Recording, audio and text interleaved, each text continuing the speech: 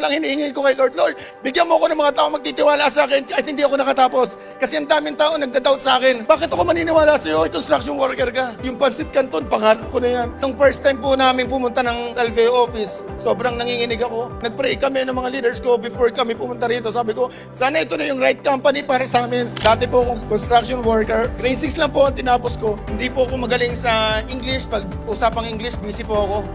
No? Nung first time po namin pumunta ng Salveo office, sobrang nanginginig ako. Nag-pray kami ng mga leaders ko before kami pumunta rito. Sabi ko, sana ito na yung right company para sa amin.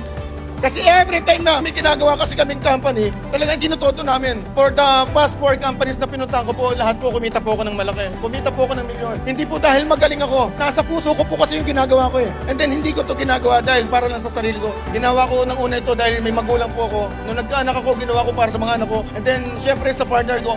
Pero nung dumating sa punto na may mga taong naniwala sa akin, alam mo, isa lang hinihingi ko kay Lord, Lord, bigyan mo ako ng mga taong magtitiwala sa akin kahit hindi ako nakatapos. Kasi ang daming tao nagda-doubt sa akin. Bakit ako maniniwala sa iyo? Construction worker ka. Kasi kung nakita niyo po ako nung nag-start, hindi po kayo makakapaniwala na pwede pala akong yumaman. Pwede pala akong kumita ng milyon.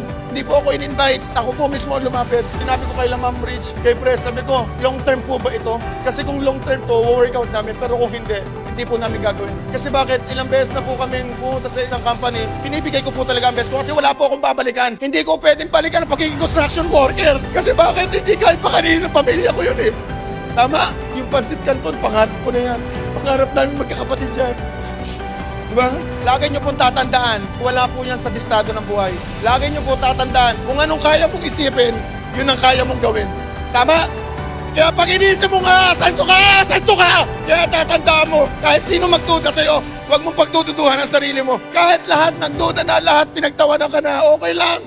Ang importante ikaw, tatandaan mo, nasa iyo ang huling halakhak.